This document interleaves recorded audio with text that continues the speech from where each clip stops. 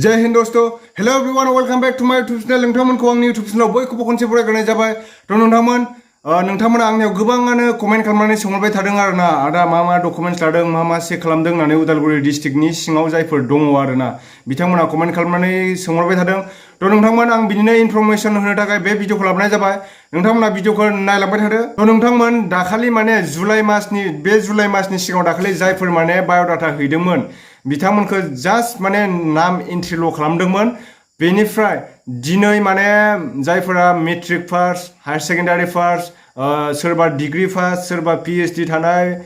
सोरबा एक्सट्रा माने आदार्स क्वालिफिकेसन थायो खायसेनिया कम्पिउटार माबा माबि थायो अनेक थायो दा बिथांमोननिखौ जायफोर माने मेट्रिक पास बिथांमोना अरिजिनेल डकुमेन्ट्स लानानै थांजोब मिथिबायना अरिजिनेल डकुमेन्ट्स लानानै थां बेनिफ्राय एडमिटखौल' चेक खालामनाय जादों एडमिटआव नोंनि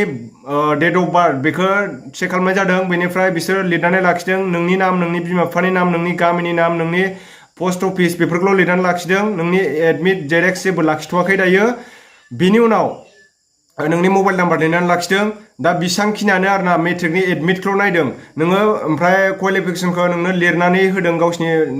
खाथायाव डायरियाव लिरदों बिसोर गावसिनियाव 10+2 बा हायार सेकेन्डारि पास बा नोंखौ 10+2 लिरगोन बेनिफ्राय ग्रेजुवेसनबा नोंखौ BA पास लिरना होगोन आरोना ग्रेजुवेसन जादोंबा नोंखौ बेनो नोंथांमोना जेबो जिंगासिनो नाङा आरो मोनसे खोथा नोंथांमोन जायफोर माने दिनै हैनो मोनासै उदालगुरि डिस्ट्रिक्टनि सिङाव थानाय जायफोरा माने डकुमेन्ट्स हैनो मोनासै बिथांमोनखौ बुंदों अफिसारा जोंहा कमान्डिं अफिसार बेयाव स्टार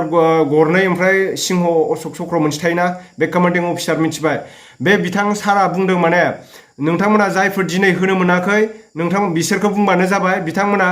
कन्ट्रबिलाव थांनानै हैनो मोनगोन 13 थारिखै जागोन कन्ट्रबिलाव बै खाथियावनो दाउजें खाथि उदालगुरि डिस्ट्रिक्टनि सिङाव जायफोर दङ हरिसिंगा टंला बेफोरनि जायफोर ओरै मंगलदै खाथिनिबो बिसिनाबो उदालगुरि गैलैना अबेबाफोर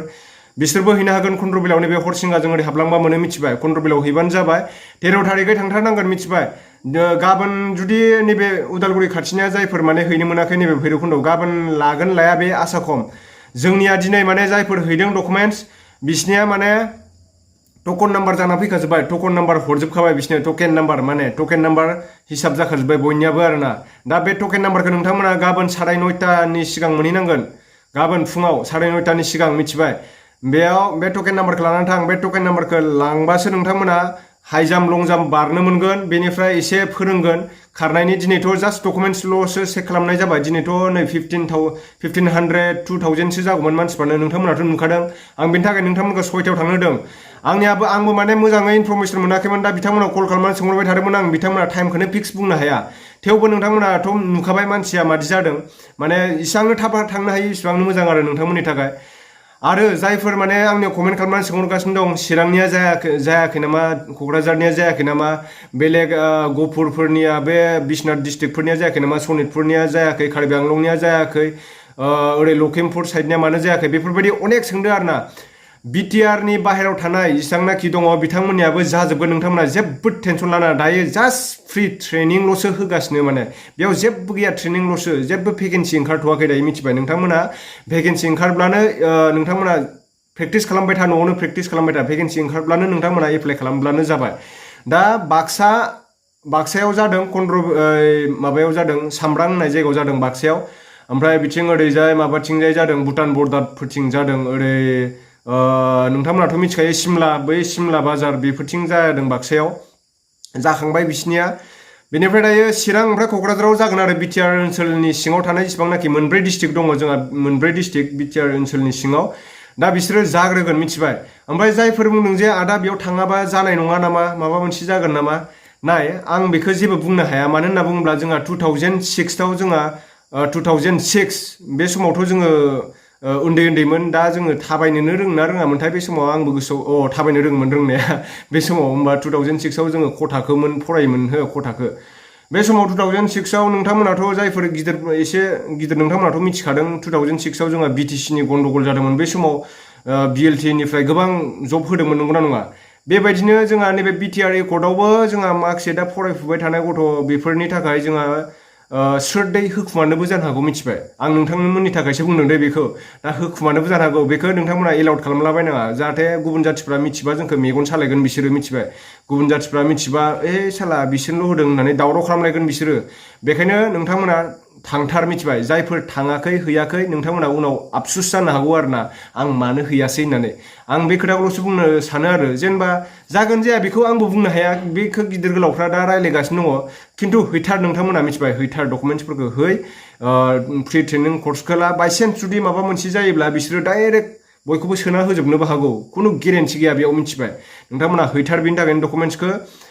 आंनि इनफरमेसन होनाया बेनोसै बेनिफ्राय जायफोर टकेन नाम्बार मोनबाय नोंथांमोना बे टकेन नाम्बारखौ खोमानाङा होनना बुंदों नोंथांमोना लानानै थां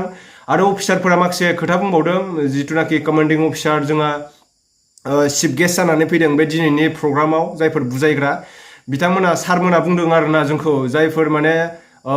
हायार सेकेन्डारिनिबो गोजौआव जायफोर माने ग्रेजुएसन लेभेल बिसोरो माने कम्पानि कमान्डार जानो हागोन कम्पानि क्वार्टार मास्टार माने बिसिना डाइरेक्ट 3 स्टार गाखोखागोन आरोना बिथांमोना UPSC नि आन्डाराव मोनसे भेकेन्सि फैगोन बे भेकेन्सियाव नोंथांमोना UPSC नि आन्डाराव बे फर्मखौ फिलआप खालामनानै SI पस्टआव मोनगोन बेनिफ्राय कम्पानि कमान्डार ओमफ्राय क्वार्टार मास्टार बेफोराव मोनगोन आरोना बेफोरबायदि गिदिर गिदिर पस्टआव अफिसार लाइनाव मोनगोन नोंथांमोना BA पास जानाय ग्रेजुएसन जानाय बिथांमोना एप्लाइ खालामनो हागोन होनना बुंदों ओमफ्राय हायार सेकेन्डारि ओमफ्राय मेट्रिकनि थाखाय GD कनस्टेबलाव आरोना जायफोरनिया 18 बोसोरनिफ्राय 28 बोसोरसिम जायफोरनिया 18 बोसोरनिफ्राय 28 बोसोरसिम बिनि गेजेराव दङ नोंथांमोना GD कनस्टेबलाव एप्लाइ खालामनो हागोन हिन्जावफोरानो जा सेंग्राफोरानो जा आरोना सिख्लाफोरानो जा सेंग्राफोरानो जा नोंथांमोना एप्लाइ खालामनो हागोन बेयाव 1993 निफ्राय लादों हो 1993 नि बिसिबांनाखि गोजौआव दङ दा 2021 सिम दंना जेनेबा 2021 आवथ' नै जाया बैसोआ दा 2000 नि एसे एबभ सिम जागोन नामा दायो 1993 जुलाइनिफ्राय लादों हो जायफोरा 1993 जुलाइ बिसिनिफ्राय लादों डेट अफ बार्थआ जाय नोंथांमोना थांनो गोसोब्ला थांनो हागोन दाथ' नै डकुमेन्ट्सखौथ' लाजोब्बाय दा नोंथांमोना जायफोर थांनो गोसो कुन्द्रबिलाव थांनानै 13 थारिखआव हैनो हागोन डकुमेन्ट्सखौ मिथिबाय जायफोरा 1992 91 बिथांमोना थाङाबाबो जागोन मानो होनना बुङोब्ला 28 बोसोरसिमखौल'सो लादों नालाय बेयाव जायफोरा 28 बोसोर बिसिमल'सो लादों 18 बोसोरनिफ्राय मेट्रिक पास जाथारनांगोन मेट्रिक फेलबा जानाय नङा आरोना मेट्रिक पास जाथारनांगोन नोंथांमोन दा बिसोरनि बुंनाय बायदिब्ला आरो बेनोसै एसे मोजां प्रिपेयार खालामनो होदों जायफोर माने इन्टारभिउ होगोन बेफोरनि थाखाय दा बेखौनो बुंदों आरो जोंहा CO सारमोनाबो कमान्डिं अफिसार जिथुनाखि CO सार होननानै मिथियो जोङो बांसिनानो थ' बिदिब्ला नोंथांमोन बे इनफरमेसनखौनो जायफोर माने गोनो गोथो जादोंमोन नोंथांमोनाथ' दायो डाउटआ क्लियार जाजोब्बाय नोंथांमोना टकेन नाम्बारखौ लानानै थांदो 9:30 सिगां एसे थाब थांनो हायोबा मोजां 7टा 8टासोआवनो ओंखारलां गावनिनो मोजां थाब थांनो हायोब्ला थ' बिदिब्ला नोंथांमोन आं दिनैनि भिडिअ'आ नोंथांमोनहा जुदि माने आंखौ बारे बारे कमेन्ट खालामनानै सोंहरबाय थाबाय नालाय आंथ' कमेन्टआव बेसेबां रिप्लाय होबावनो मा डकुमेन्ट्स लादों मादों बयनोबो आं खोन्थाजोब बे एखे कमेन्टखौनो होफ्लेबाय थानो हायाना नङा होमब्ला बिनि थाखायनो आं भिडिअ'खौ बानायनो गोनां जाबाय थ' बिदिब्ला नोंथांमोन जायफोरा माने आंनि चेनेलखौ दासिमबो साबस्क्राइब खालामनानै लायाखै साबस्क्राइब खालामनानै ला बेजों लोगोसे माखासे बेलेग डिस्ट्रिक्टनियाबो फैगासिनो दङ नोंथांमोना जाहाथे एलाउड खालामलाबायनाङा आरोना जानला मोनला किसुमान बाथ्राफोरखौ शेयार खालामनाङा जोंनि बर' हारिनि थाखाय माबा मोनसे मावगासिनो दं जा गिदिर गोलावफोरा दा सिं रायलायगासिनो दङ नोंथांमोना बांद्राय माबा खालामलाबायना बेफोरखौ दा इसांनाखि नोंथांमोननि थाखाय सुबिदा होदों बे सुबिदाखौ नोंथांमोना जाहाथे ओरैनो आगारनाङा खामानिफोरखौ थाब मावनानै ला थ' बिदिब्ला नोंथांमोन नेक्स्ट भिडिअ थाबै लोगो मोनफिनगोन बाय